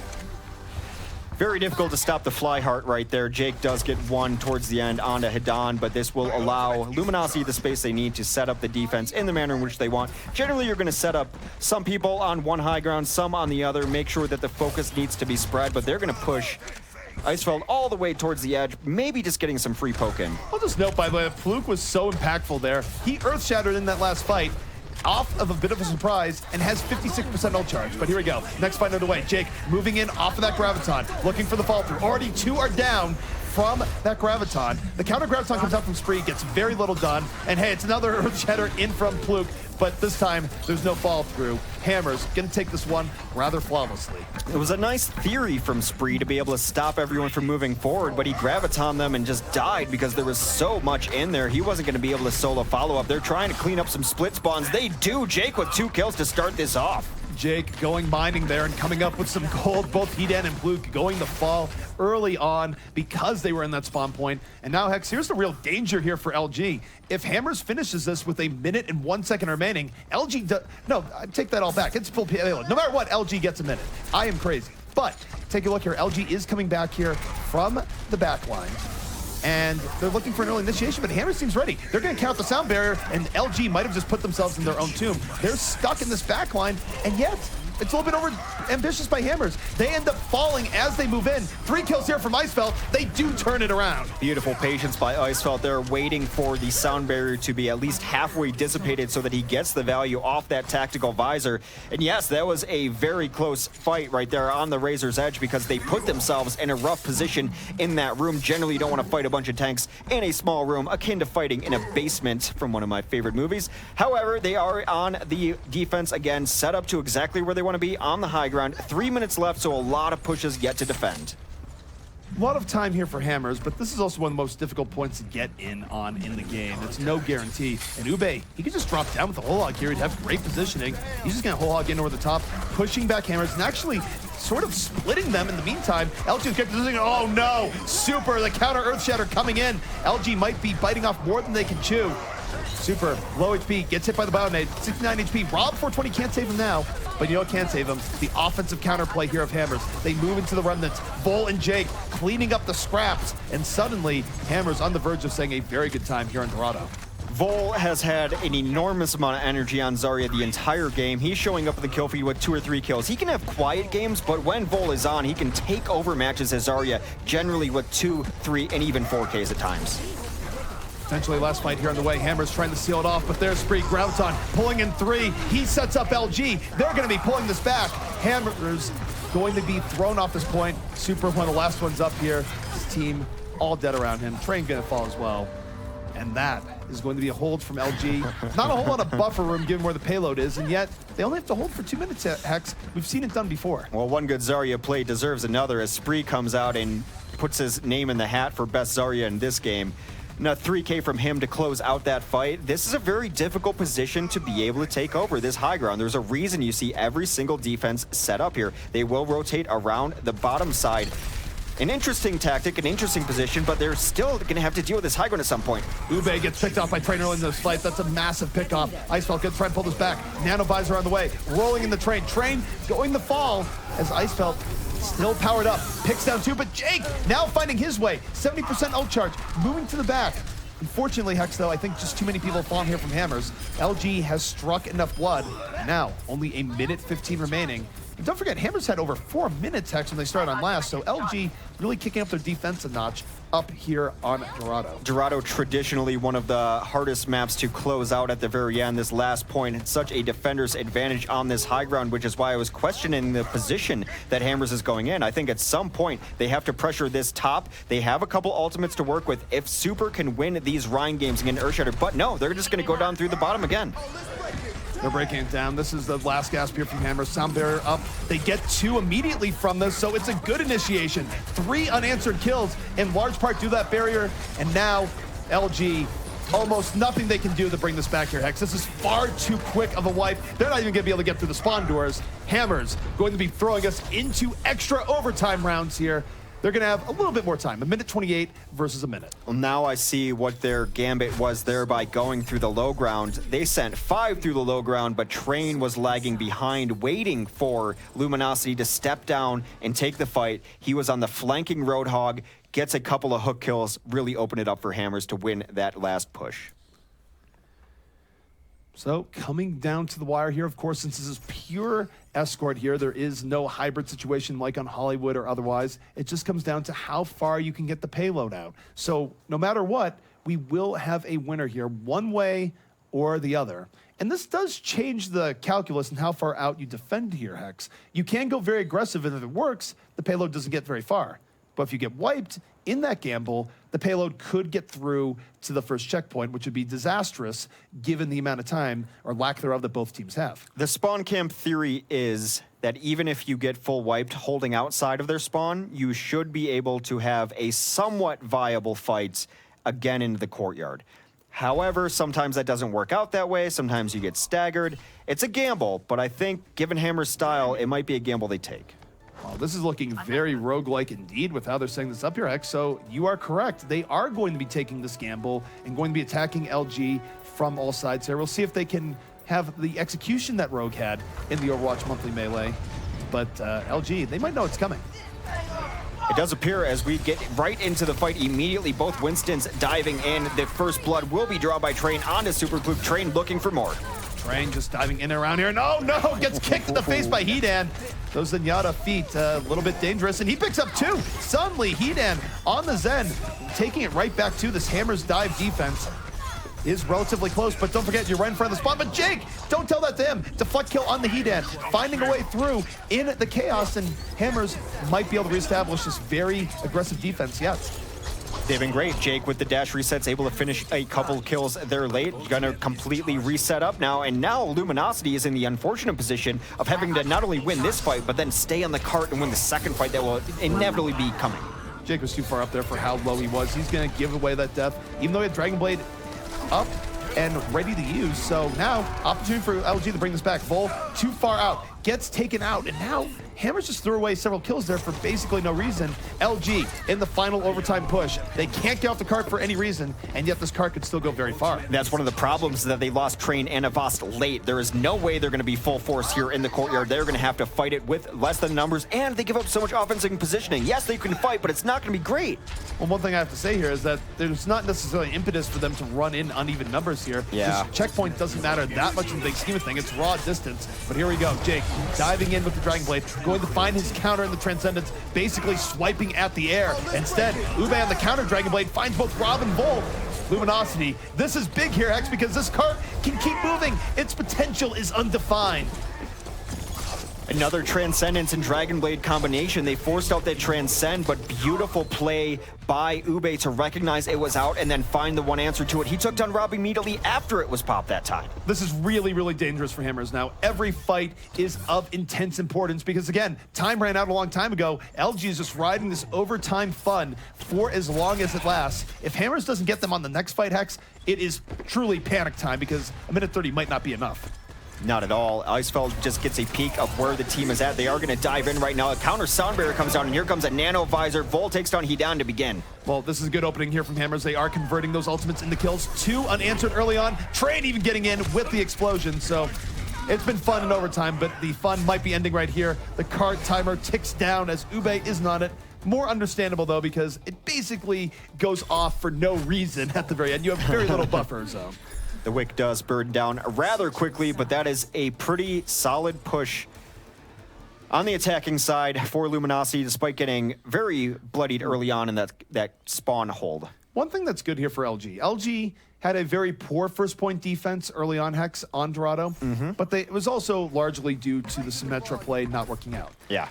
Because there's a minute 30 left here, there's no incentive to even try Symmetra. You're going to come out on a much stronger initial defense, which means that Mineral's going to be on the Lucio instead. So you can't really count too much on what we saw in the very beginning for LG's defense because this is a different defense. They're not running Sim, and it might work out much better for them as all they have to do is stall out here for a minute and a half. They're going to have a little more sustain, and in conjunction with that, also want to run 3 tanks here on the defensive side of things, as Icefeld will be running the lone DPS in Soldier 76. Hedan, of course, will play Ana. On the other side of things, Train has teased this Hanzo forever, and he will not be running the Hanzo. I'm willing to be surprised, but yes, there he is. He's going to roll onto the 4th tank. Hammers had not run 4 tanks for a while until Rogue last night. It seems they got a taste for it again. Clearly, they were off their 4-tank addiction here, Hex, and now they are off the wagon. They are back into 4 tanks. And why not? They're really good at 4-tank level play. One of the only things that could actually deal with Rogue last night. So, Hammers moving in, strong front line at the ready. See if Jake can land those early hooks to put LG on the back foot. Every push very vital here. Only a minute left. Bull continues to do pretty good work of getting his shield charged up, already at 90%, going to be using that beam to melt people down. They do get Ube very early on, already in favor of Hammers on this first push. And that hook was possible because they got Pluke out of position. Once Pluke is out of position, Jake got the hook. Suddenly LG in rough shape here. They've lost 2, but really the momentum is so against them right now. Hammers just pushing into them with unrelenting resolve. They haven't dropped anyone. Another hook comes in. Hammers making this look easy. This is all sorts of bad for LG because not only are they pushed back and they have very little room to work with here, they're also going to be running into Earth Shatter here from Super, and there's no one who likes ending games more than Super with a well-placed Earth Shatter. Yellow box only meters away now as they have not lost anyone, have not had to use ults rather either, so very difficult spot for Luminosity. However, the cart still can't move just yet. Now they're going to get on it. It still comes down to one final fight. Time is running out here. Earth Shatter in from LG, or from Hammers, knocks down 2, sets up them for this fight. Groundtown up here from Vol. He drops immediately. Hasn't sucked in anyone. It's only sucked in one, but Hammers right there at the fall through. Mineral falling. This fight now very much likely to go away. Hammers. LG struggling for life as they try and hold on, but it just looks like the front line too oppressive. The sound barrier keeping everyone else alive. Is LG just looking for a miracle delay here? Ube and the Tracer gonna fall, and Hammers eSports takes it over LG 3-1 in overtime here on Dorado. It should worry other teams that Hammers believes that 4 tanks is still viable, because that is when they dominated through many other teams. They can win it other ways, but that is their bread and butter. That's how they made their name. It looked great there. It did look pretty good, and Ube coming back in here. Mixed Genji game for him overall. Did have a good showing towards the very end. And this is that play where he goes in, finds Rob for 20, and oftentimes it's interesting. You don't always agree with the algorithm. I definitely agree here. This is Ube able to bring that fight back and let LG finish out Dorado. Yeah, it was interesting seeing his progression. Even throughout this entire event, he picked up that gauntlet. He said, okay, I can play Tracer. I'm like, okay, apparently you can. And then we laid down the gauntlet with Genji and just saying that he's kind of at the bottom of the list of as far as plays that we've seen from Genji. And even early on, it seemed like, because that was a relatively late fight in his Genji play today, but early on he got like 1 kill onto Hadan, or no, I'm sorry, he got 1 Ana kill, and that was able to like win a fight for him. It's like, okay, that's enough. That's a good enough Genji play. And then he ended with a play like that. So has he shown his worth? In that very specific composition where they're relying on Zenyatta as well, I think that's when he started shining, not only the Transcendences, but it gives him the orb, it gives him Discord targets, but he clearly runs very well with that Transcendence. There was no coincidence in seeing the opposing Ana go down, then the Transcendence popped. Or when they forced out Transcendence, he immediately targeted the opposing Ana. That combination worked really well together. Ube definitely has moments. I agree that the Zen worked out with him. But I'm still not at the point where I'm going to go LG and say, yes, you have a really good Genji game. Yeah. You can run a Genji to the same degree that, say, a Rogue can, or Jake can when he's doing well. Though I'd argue that Jake also showed some cracks in his armor throughout the course of this game. So overall, it hasn't been quite the best day for Genjis, but they have had their moments. And maybe it's been the responses. We've seen Genji last week just absolutely tear apart teams. And even when a team was starting to get ahead in a fight, pick up a couple of kills, a 4K comes out from a Genji. Jake just goes ham. One thing that I do want to talk about is on defense there for Luminosity. They brought out the Symmetra. It doesn't seem like it's been working very well lately. What are your thoughts on Symmetra coming in on D? Well, for Symmetra, I just think that teams have gotten better about playing around it, and we've been seeing, I feel like, more Symmetra defenses fail on first than get through first and actually have a longer-lasting effect. And there's probably many reasons for that. Teams playing around their Symmetra well, teams just expecting it more, or just frankly teams messing up their execution on it. Whatever it might be, maybe the dive is just dealing with it much better than the multi-tank play did. It hasn't been great for a lot of the teams that have been running early sim.